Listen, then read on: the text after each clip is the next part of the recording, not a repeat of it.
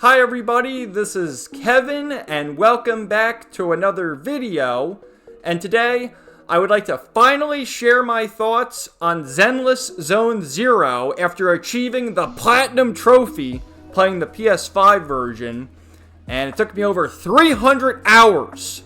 300 hours playing it from May of 2025 to the end of September. Finally got the Platinum, but being a gacha game, gacha hell never ends!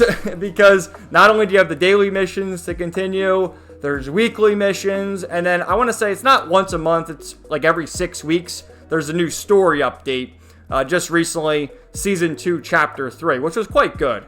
I actually enjoyed that more than the summer update, but that's beside the point. Now, this is a game that it's kind of difficult to recommend. I would recommend it to someone who knows what they're getting into with gacha games, because at the end of the day, it's a gacha game.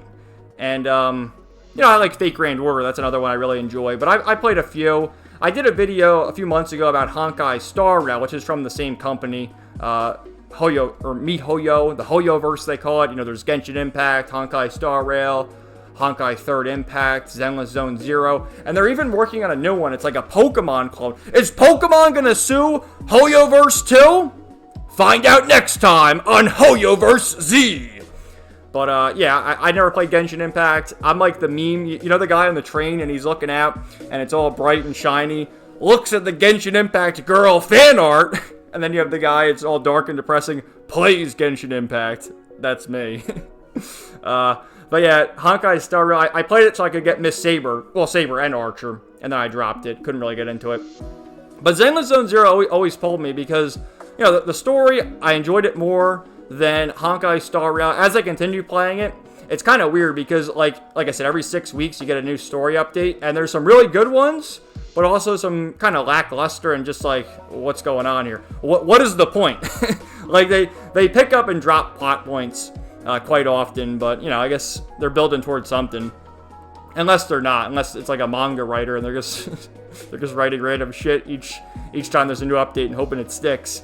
But yeah, I like the characters, the gameplay's fun, and as I've gotten to the point where I'm at now, it's basically my podcast game where I log in for 20 minutes, do the dailies, watch a YouTube video in the background, watch my review in the background. That's you! You do the dailies, watch the review.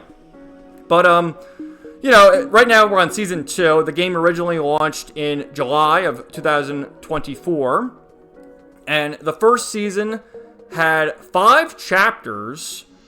And in the beginning, it starts off with this group called the Cunning Hares, and they always rear their heads again. What I like so much about it is, as they keep introducing new characters, and obviously the new characters are introduced for the gacha mechanics, so you can roll for your waifus. There are some guys, and the guys are pretty badass. Like, you got Lighter, Hugo, Haramusa, but obviously the girls, they're top tier. And for me, it's Ju Fufu. Absolutely. But yeah, the characters always show up, and there's a couple different story arcs where the new characters will show up, they'll disappear for a while, and then come back. And if I had to tell you what my favorite story arc was so far, it'd have to be Chapter 4 from Season 1, which is called Tour de Inferno, which introduces the Sons of Caldeon, Caesar, Lighter, Bernice, Piper, and who's the other? Oh, Lucy. I gotta forget Lucy. So many great characters there. And Pulchra, which Pulchra eventually became a character by popular demand as one you could roll in the gacha. But yeah, I really, that whole arc was definitely my favorite. And then, as you progress further, Chapter 5, that's one focused on Miyabi. And then you get Hugo and Vivian, which are awesome characters. Love the two of them.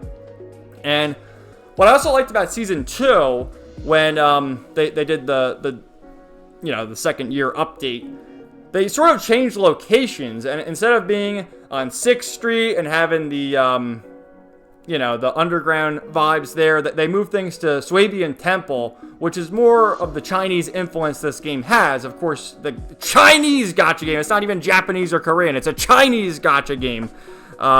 So you go over there, and that's when you get Wise to change his outfit, and he becomes a disciple under Yishan, and you have Senior Fufu.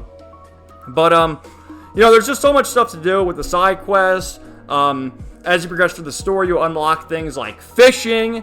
It's not a JRPG if it doesn't have fishing. That's for sure. Which, this is an action RPG, and I know it's not a JRPG, it's a Chinese RPG, but you get the idea. And there's all sorts of quests. This is similar to Honkai Star Rail as well, and I think most gacha games do this, where you can actually test out the new characters. So, let's say you like the look of them, but you want to test out how they play, so you're not wasting all your gacha currency, all your polychrome on rolling a character that's not actually useful.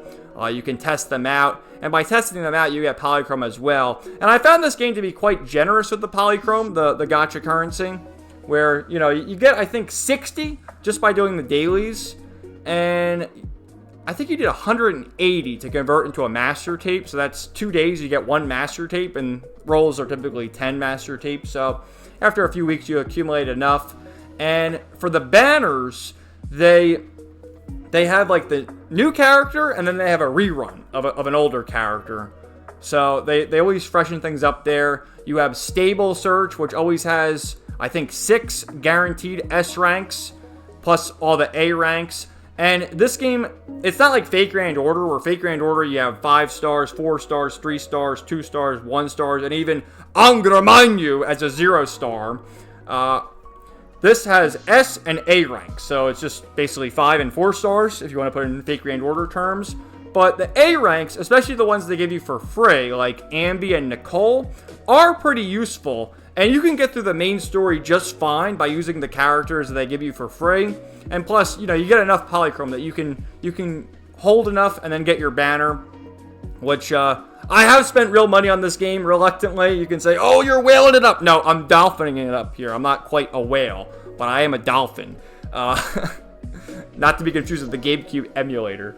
But, you know, for playing it for the past few months, it has been fun. And I used the money, too, because there was the outfits for Alice and Yuzuha. Had to get the swimsuits, which I understand.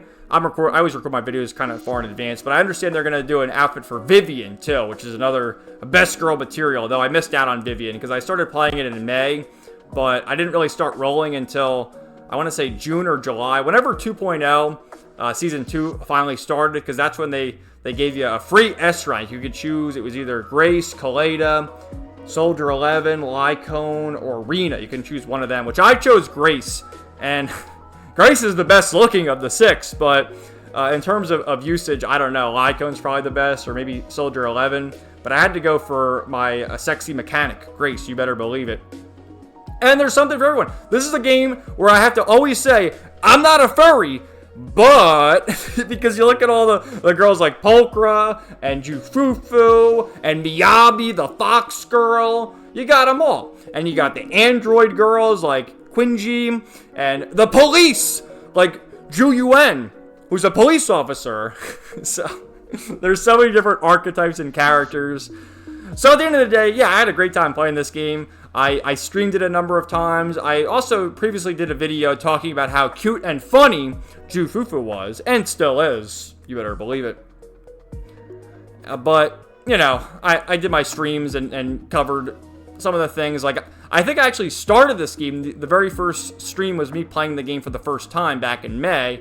And I'm like, wow, this game's pretty good. I got to play it off stream because I only stream once a week. And I really enjoyed it.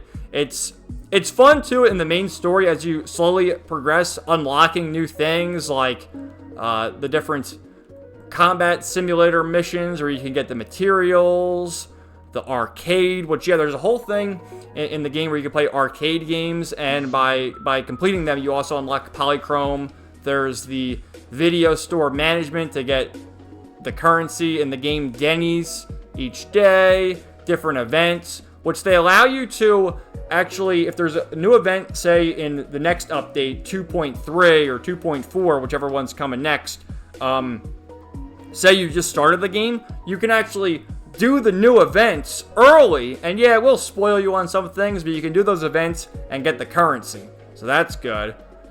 And you have the TV mode, which they kind of discontinued the TV mode. I understand a lot of people didn't like TV mode, but, you know, it is what it is. It's pretty fun.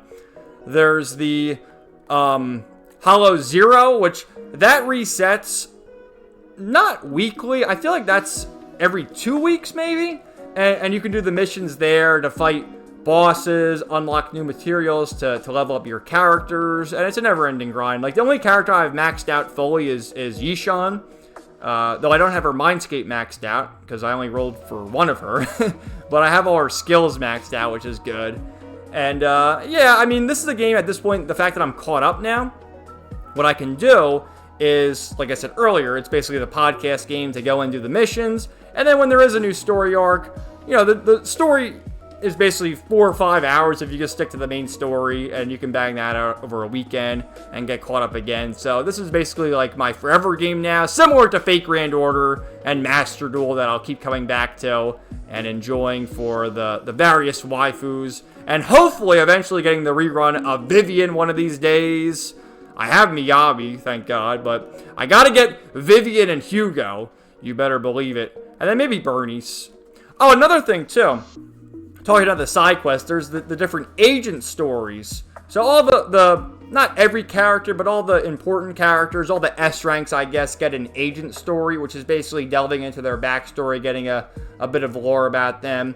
And some are kind of, it is what it is. Just do it to get the polychrome. But some are very good. Like, in my opinion, the best agent story is definitely Lighter's. Lighter is a complete badass. He's got his sunglasses on, and he's just, yeah, I'm Lighter, I'll kick some ass. And typically, when you form your party, you have 3 party members and a Bang Boo to help you out. But in Lighter's agent story, he fights by himself, and there's one instance where he's fighting, I don't know, let's say like 100 ethereals, and he's just kicking ass, defeating all of them, and then at the very end he takes his shirt off, and he's standing all badass. So I loved Lighter's story. His was very good. Ju Fufu's was pretty good too, because she teamed up with a movie star who also happened to be a tiger Thyran. So that was fun. And Seeds, that was a recent one. Seed was one of the newer characters who you can actually control a mech using her. And that one was pretty sad. And the song that played during at the end was quite good. So, yeah, I've enjoyed this game quite a bit. Again, as far as recommending it, it all depends. I mean, if you know what you're getting into of gacha games, then yeah, play it. But if you never played a gacha game, you're going to probably get discouraged by losing one of your rolls and being like, oh, do I need to spend money? Should I spend money? Well, it all depends. I mean, I spent money on this game, but I'm done spending money on it now. I have all I need. So I'll keep going in and doing the dailies because they don't take very long. And doing the next story arc, which we'll get 2.3, I believe, Chapter 4 in Season 2. And seeing where things go. I wonder how long it's going to last because, you know, the central thing, you have this woman named Sarah. And then Wise and Belle always bring up their mentor, Carol. So, you know, if you are all caught up, you know what's going on with that. So I just wonder how much longer the story's going to go on for, and like what the deal is, because people already doom post about this game how it's the least successful of the Hoyoverse games, but that's just because Genshin Impact started it was the first one, so people are going to always continue playing that. And then Honkai Star Rail really picked up, but again, I never really got into Honkai Star Rail. I couldn't get into it. If it was Silverwolf and Kafka, maybe, but who gives a fuck about the Trailblazer? Not me. But anyway, is this even a review? I don't know. It's basically me bragging that I got the Platinum Trophy. I had fun playing it, but I'm kind of winding down now, and I guess it'll be the game I come back to every 6 months to do the main story and see how things progress, while collecting even more waifus, because I love waifus over here. You better believe it. Wowie to the zowie. So thanks for watching, guys. Let me know your thoughts in the comments down below, and stay tuned for more videos coming soon. Everybody have a great day, and peace out. 99.